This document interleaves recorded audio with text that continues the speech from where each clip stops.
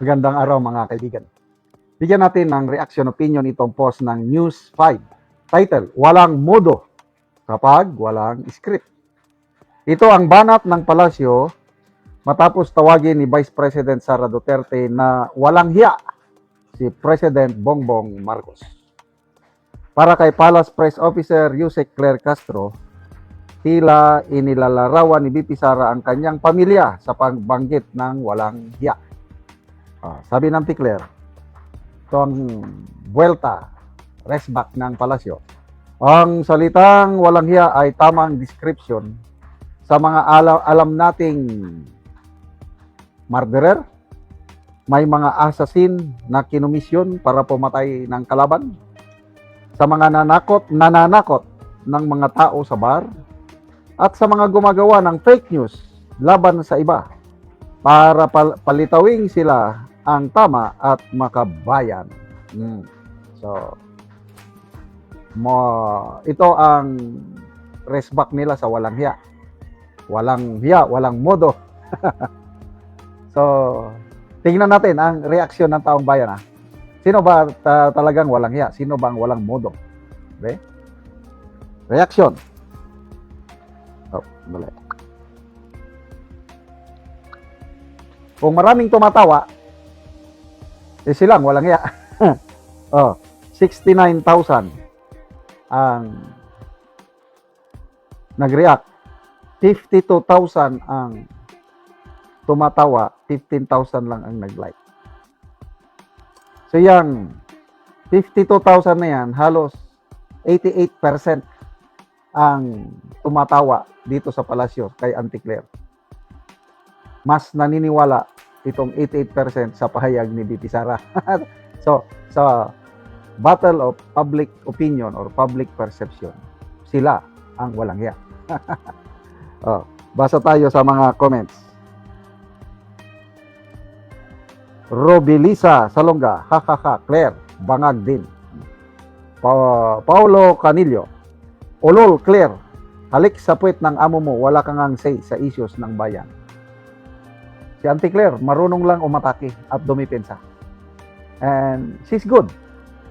Yung trabaho niya is hindi yung para i-unite, hindi yung makakuha ng suporta para sa administrasyon, kundi para atakihin ang kalaban ng administrasyon at depensahan ang kanyang mga amo laban sa batikos.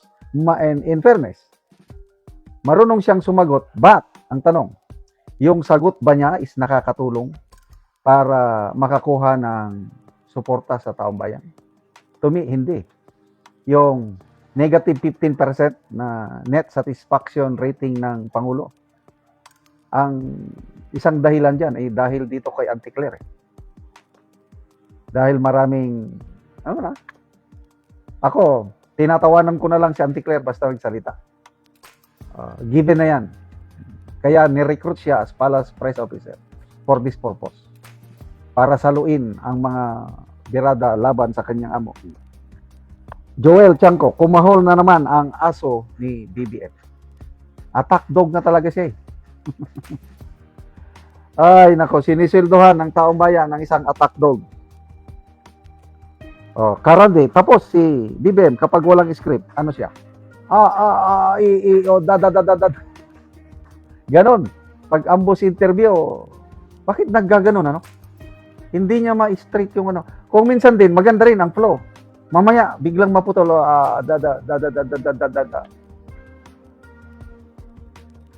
Grabe. Rosemary, digamo, BBM when there's no script. Yes. Si BP Sara, hindi yan nag-script. Pag nagsalita, maliban lang sa mga public gatherings, yung mga formal, na-invite siya na speaker, yan. May binabasa yan. But kung interview lang, wala lang. Kung ano yung nasa puso niya. Prangkahan, kagaya ito. Diyan ako believe sa ating BP, hindi siya plastic. Kung galit, galit. Sino ang may tapang? Maliban kay Senator Aimee. Magkaibigan nga sila. Pag bira. Walang preno ang mga bibig pag nagsalita si Senator Aimee at BP Sara. Walang hiya. Oh, speaking of yung comment ni Bibi, ayoko nga gawin ang administrasyon. Wala naman akong kapangyarihan. Correct. Anong magagawa niya? Kaya sabi niya, hindi ako gagawa ng extra constitutional means. Correct. Noon pa niya, sinabi niya yan. Gusto kong matapos ni BBM ang kanyang termino. O, kahapon lang yan, nilarawan niya sa poll.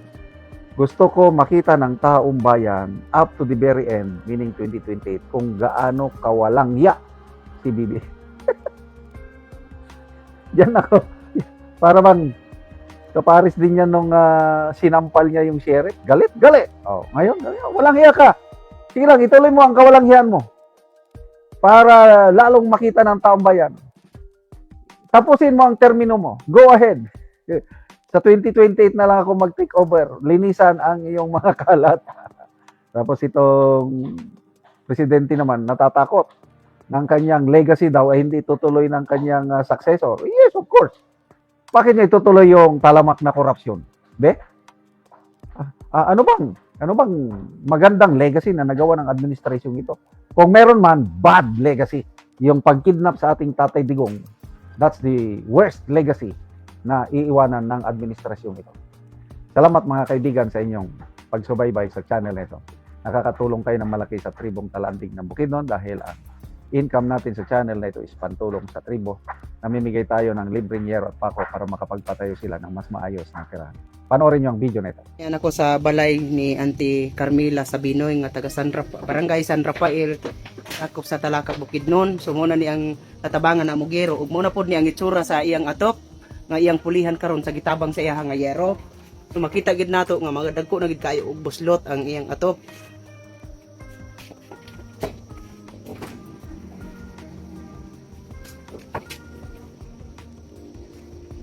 O ang kinidapit gani trapal lang ang so na itubig nga naputos sa trapal. So mo na ni ang gitabang nga namo nga yero nga napulo ka buok nga di 8 kataas.